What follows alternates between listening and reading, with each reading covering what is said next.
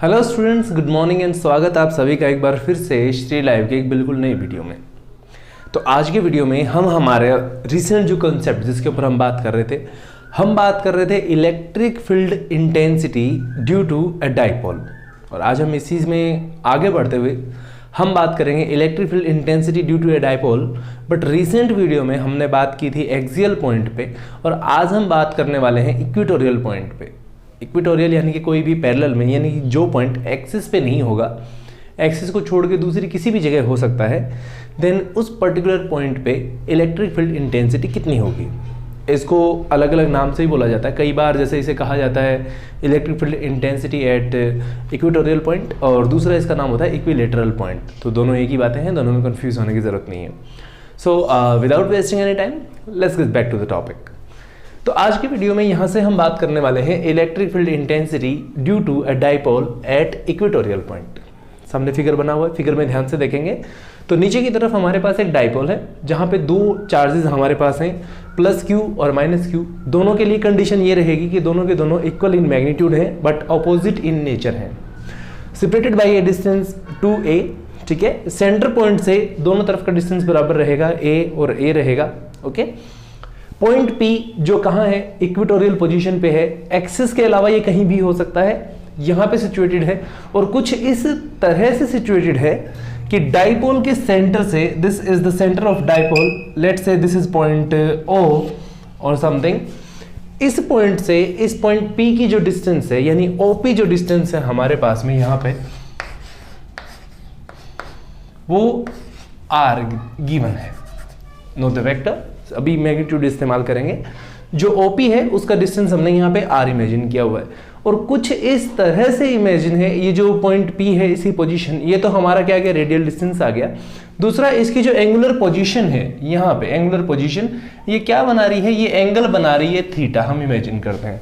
Okay, this is the second condition कि plus Q charge के साथ में ये एंगल थीटा बना रही है। अब जाहिर सी बात है, अगर प्लस क्यू से एंगल थीटा बना रही है तो माइनस क्यू से भी एंगल थीटा ही बना रही है। This is why because both of the triangles, हमारी जो राइट हैंड साइड और लेफ्ट हैंड साइड पे यहाँ पे जो दोनों ट्राइंगल्स बन रही हैं, वो दोनों की दोनों सेम ट्राइंगल्स हैं, दोनों की दोनों आइसोसेल्स कह सकते हैं। अब यहाँ पे समझने वाली बात यह है कि पॉइंट P के ऊपर इलेक्ट्रिक फील्ड इंटेंसिटी किस तरह से एग्जिस्ट करेगी। ओके, देखिए, सबसे पहली जो इलेक्ट्रिक फील्ड इंटेंसिटी एग्जिस्ट करेगी पॉइंट P पे, वो एग्जिस्ट करेगी इसके सेंटर पॉइंट के लिए। तो इसमें दो केस बनेंगे हमारे पास, एक जाएगी positive E sine of theta और सेकंड जाएगी negative E sine of theta. ये किसकी वजह से है, सेंटर पॉइंट पे है, और कौन सी एक्सिस पे है, सॉरी इसके पोजीशन पे डायरेक्ट यहां से देख रहे हैं तो OP डायरेक्शन में है। बट प्रॉब्लम यहां पे क्या है कि जो साइन थीटा कंपोनेंट है यहाँ पे, वो कंपोनेंट एक्चुअली इक्वल है, लेकिन डायरेक्शन ऑपोजिट होने की वजह से एक दूसरे को क्या कर देगा, कैंसिल आउट कर देगा। यानी हमें इसके बारे में नहीं पढ़ना है। हम किसके बारे में बात करेंगे, जो सेकंड कंपोनेंट यहाँ पे एग्जिस्ट कर रहा है हमारे पास में, द कोसाइन ऑफ थीटा। अब ये कोसाइन ऑफ थीटा कहाँ से आया, देखिए नॉर्मल ट्रिग्नोमेट्रिक फंक्शन से।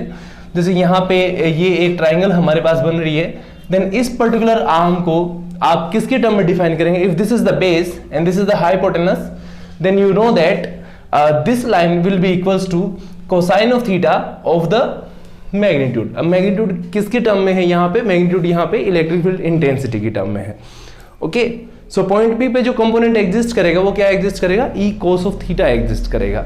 अब यहां से देखिए, जो चार्ज के फ्लो की डायरेक्शन होगी वो हमेशा नेगेटिव से पॉजिटिव होगी।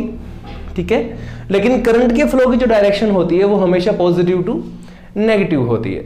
करंट के फ्लो की डायरेक्शन हमेशा पॉजिटिव से नेगेटिव होती है। यही रीजन है कि जो E cos ऑफ थीटा की डायरेक्शन है वो हमने किस तरह से लिखी है, यहाँ पे चार्ज के फ्लो के ऑपोजिट लिखी है। दोनों ब्लू एरोज आपको दिख रहे होंगे।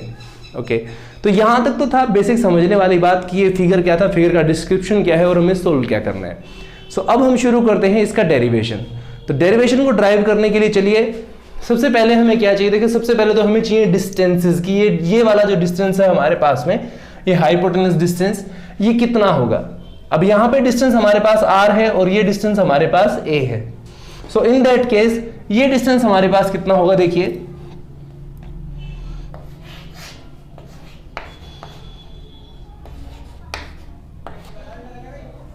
if I say this is the distance, let's say this is point A, this is point B, then AP will be equals to this. ये मैंने कहां से लिखा? ये मैंने लिखा पाइथागोरस थ्योरम से. Okay, this is the Pythagoras theorem और इसी से हमने लिखा है कि AP is equals to R square plus A square. Similarly यहां से जो BP होगा उसकी भी वैल्यू क्या होने वाली है? ये सेम होने वाली है. ओके, अब समझिए इस प्लस क्यू चार्ज से इतने डिस्टेंस पे square root of R square plus A square, इतने डिस्टेंस पे इलेक्ट्रिक फील्ड इंटेंसिटी कितनी होगी? लेट अस से इलेक्ट्रिक फील्ड इंटेंसिटी हमारे पास यहां हो जाए, मान लीजिए E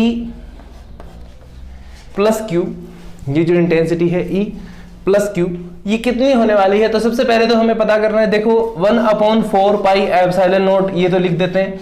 अब चार्ज किसकी वजह से है? प्लस क्यू की वजह से है. Okay, divided by distance, square of distance between them, क्योंकि इनवर्स स्क्वायर लॉ को फॉलो करता है. तो डिस्टेंस कितना है यहां पे हमारे पास? आर स्क्वायर प्लस ए स्क्वायर. अब जैसे कि यहां पे स्क्वायर रूट था तो स्क्वायर रूट से स्क्वायर जो है वो कैंसिल हो गया. ओके, यहां तक समझ आया? चलिए, दूसरी जो इलेक्ट्रिक फील्ड इंटेंसिटी निकलेगी वो किसके लिए निकलेगी?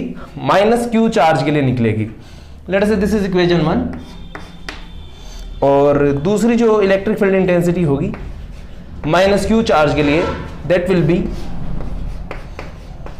1/4 पाई एप्सिलॉन नॉट. लेकिन इस बार चार्ज कितना है हमारे पास में? माइनस क्यू है, बट डिस्टेंस हमारे पास में फिक्स है अभी भी.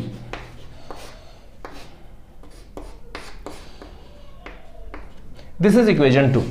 ये दोनों इक्वेशन समझ आई होंगी. बहुत ही नॉर्मल सा जो फॉर्मूला है, जो हमारा कॉमन फॉर्मूला है, हमने उसी को इस्तेमाल किया. ओके, अब हमारे पास दोनों चार्जेस की वजह से इलेक्ट्रिक फील्ड इंटेंसिटी है. So overall electric field intensity यानी कि E, जैसे कि यहां पे हमने लिखा हुआ है कि E cos ऑफ थीटा, तो ये E कितना होने वाला है इसकी हम बात करने वाले हैं. तो ये टोटल E बराबर होने वाला है E due to positive q charge and E due to negative q charge. Okay, so देखिए जो टोटल इलेक्ट्रिक फील्ड E इस बार होगा वो सम होगा electric field due to charge plus Q and electric field due to charge minus Q. Okay, अब हम यहां पे देखिए इनका जब ओवरऑल वैल्यू निकालेंगे E due to plus Q.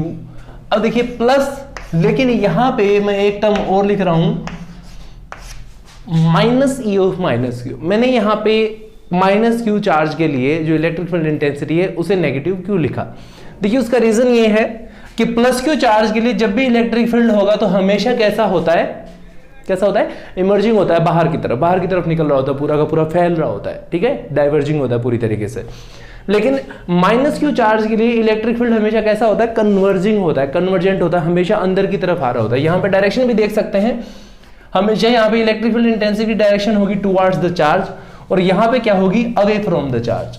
Okay, so that's why इसको हमने माइनस लिखा है और ये हम किस में लिखते हैं? वेक्टर नोटेशन में लिखते हैं. ओके, वैल्यूज रखेंगे दोनों इक्वेशन से यहाँ पे. सो Q/4 pi epsilon not in दोनों में कॉमन आ जाएगा और अंदर क्या क्या टर्म्स हमारे पास बचने वाली हैं? अंदर हमारे पास बचने वाला है 1/r स्क्वायर प्लस ए square. Again minus minus plus हो जाएगा हमारे पास यहाँ पे आर स्क्वायर प्लस ए स्क्वायर. सिंपली हम इस टर्म को लिख सकते हैं 2 × Q/4 pi epsilon naught R square plus ए स्क्वायर. ये हमारे पास आ गया हमारा इलेक्ट्रिक फील्ड E. लेकिन अब हमें इलेक्ट्रिक फील्ड किसके ऊपर निकालना है? हमें इलेक्ट्रिक फील्ड इंटेंसिटी हमें निकालनी है पॉइंट P पे. तो पॉइंट P के लिए क्या रिलेशन है? लेट अस से this is equation 3. Okay, so electric field intensity at point P will be E cos of theta और नॉर्मलाइजेशन के लिए, डायरेक्शन के लिए हम लिख लेते हैं P cap unit vector. Okay, so P cap unit vector symbolize that the electric field is in the direction of point P or at point P. Okay, सारी की सारी वैल्यूज हमारे पास हैं, हमें उठा उठा के वैल्यूज रखनी है यहाँ पे. बस एक कोसाइन ऑफ थीटा की वैल्यू हमारे पास क्या होगी? तो देखिए यहाँ पे ये एंगल हमारे पास कितना है? थीटा है. सो इस थीटा के लिए कोस ऑफ थीटा की वैल्यू हमारे पास कितनी होगी? समझिए, the cosine of theta will be equals to, क्या होता है हमेशा से? Base upon hypotenuse. बेस हमारे पास a है और हाइपोटेनस हमारे पास है r square plus a square power 1/2। ये हमारे पास वैल्यू है कोसाइन ऑफ थीटा की। अब देखिए इस एक्सप्रेशन के लिए हमारे पास e की वैल्यू भी है, कोसाइन ऑफ थीटा की वैल्यू भी है, तो दोनों वैल्यूज उठा के इसमें पुट करते हैं, देन हमारे पास क्या इक्वेशन आती है देखिए, this is the 2 into Q 4 pi epsilon naught R square plus A square, और साथ में जो नेक्स्ट टर्म आएगी वो आएगी a upon R square plus A square power 1/2 and unit vector P cap. सारी चीजों को जब कंबाइंड लिखेंगे तो हमारे पास जो ओवरऑल एक्सप्रेशन आएगा वो कुछ इस तरह से आएगा,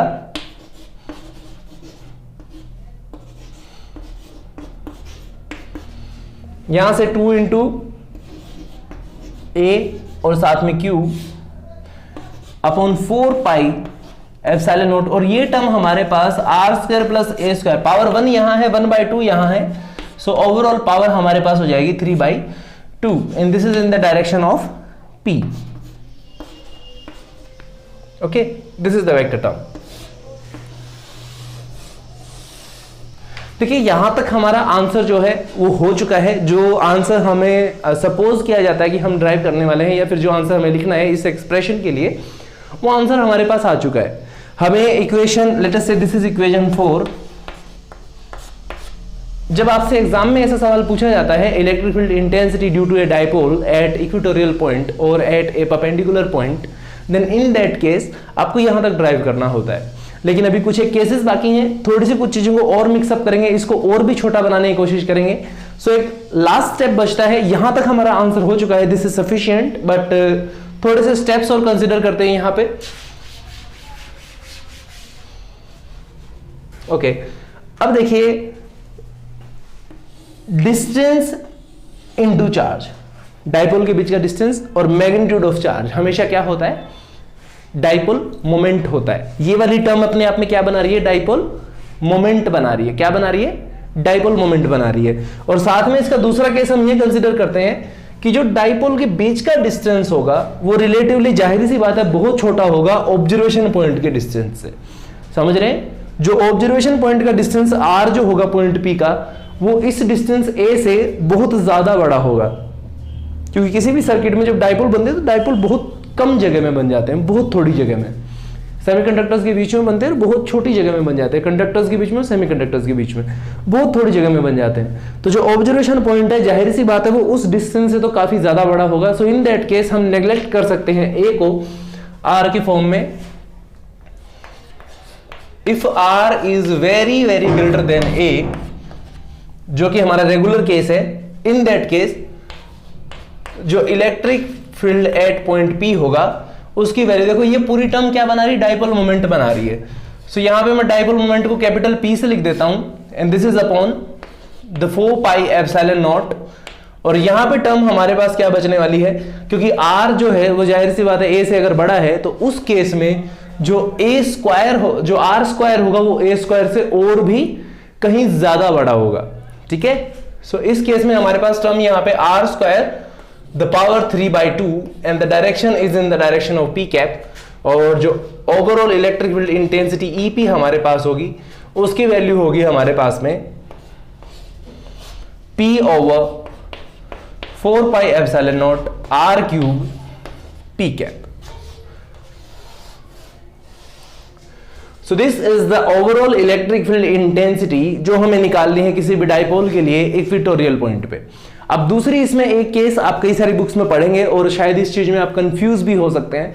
दूसरे केस में इस वैल्यू को नेगेटिव भी ले रखा है एक केस में, वो नेगेटिव किस केस में लेते हैं वो भी हम थोड़ा सा जान लेते हैं। इसको देखिए, इसको नेगेटिव लेने का वैसे तो बेसिकली कोई ज्यादा खास इंपॉर्टेंस नहीं है, क्योंकि हमें मैग्नीट्यूड वैल्यूज लिखनी है, और मैग्नीट्यूड वैल्यू जो हमने ड्राइव की है, this is the magnitude value. और अगर आप यहां तक आंसर कर देते हैं, वैसे तो आंसर हमारा यहीं खत्म हो जाता है, but this is the case which is suppose to be consider, तो ये वैल्यू आएगी। दूसरे केस में पहला तो निकलता है इस पॉइंट पे, इस एक्सियल पॉइंट पे। पहला किस केस में, ये कौन सा केस बनता है, ये एक्सियल पॉइंट पे बनता है अगर इस पॉइंट की बात करेंगे तो। लेकिन जरूरी नहीं है कि पॉइंट पी की डायरेक्शन यही हो, या ये भी जरूरी नहीं कि डायपोल सीधा ही हो सकता है ऑब्जर्वेशन पॉइंट के लिए एंगल कुछ और बन रहे हो, ये एंगल और ये एंगल दोनों एंगल चेंज भी हो सकते हैं। तो ये तो आता है सेम प्लेन के लिए और सेम एक्सिस पे। लेकिन अगर एक्सिस और प्लेन दोनों ही डिफरेंट है, एक्सिस और प्लेन दोनों ही डिफरेंट है, यहां पे देखिए अगर हम मान लेते हैं कि डायपोल किस एक्सिस में रखा हुआ है, एक्स एक्सिस के लिए रखा हुआ है, एक्स एक्सिस में, तो उसी तरीके से ये जो डायरेक्शन हमने मेजर की है ये भी कौन सी एक्सिस में पड़ती है, एक्स एक्सिस में ही पड़ती है। एक्सिस का मतलब ये नहीं है कि इसी एक्सिस के ऊपर ही एग्जिस्ट कर रहा है, ऐसा नहीं है। एक्सियल पॉइंट का मतलब ये भी है कि जो ओवरऑल अपर साइड पे जो डिस्टेंस पे हमने जो वैल्यू कंसीडर की है वो भी क्या रहे, सेम एक्सिस पर है। लेकिन जरूरी नहीं कि इसी एक्सिस के ऊपर हो सकता है ये यहां से बाहर की तरफ आ रही हो, नई एक्सिस बना रही हो, नई डायरेक्शंस क्रिएट कर रही हो। इन दैट केस जो इलेक्ट्रिक फील्ड इंटेंसिटी होती है वो यहां पे ज्यादा कुछ खास फर्क नहीं पड़ता, बस ये जो वैल्यू होती है नेगेटिव हो जाती है, क्योंकि जब आप एक्सिस लीव करते हो देन कोऑर्डिनेट्स वैल्यूज चेंज हो जाती हैं और हमारी जो इलेक्ट्रिक फील्ड इंटेंसिटी की वैल्यूज है वो रेगुलर ना होकर के थोड़ी चेंज हो जाती है। सो इन दैट केस कई जगह पे ये वैल्यू माइनस पी करके भी लिखी हुई होती है, अदरवाइज इसका कोई ज्यादा खास डीप कॉन्सेप्ट नहीं है कि ये माइनस और पॉजिटिव क्यों है। अगर आप प्लस पी भी लिखते हैं तो भी दिस इज करेक्ट, और माइनस पी भी लिखते हैं इन that case this is also correct. ये होता है जब यहाँ पे क्या होते हैं, एक्सिस चेंज होते हैं या फिर पोजिशंस चेंज होती हैं। मेरे ख्याल से आपको ये दोनों केसेस समझ आए होंगे। अगर ये दोनों केसेस समझ आए हैं तो हमेशा की तरह आपको पता है आपको क्या करना है। वीडियो को लाइक कीजिए, शेयर कीजिए अपने फ्रेंड्स के साथ और चैनल को सब्सक्राइब कीजिए ऐसे ही मस्त लर्निंग वीडियोस हमेशा देखते रहने के लिए। Thank you very much, have a great day, जय हिंद।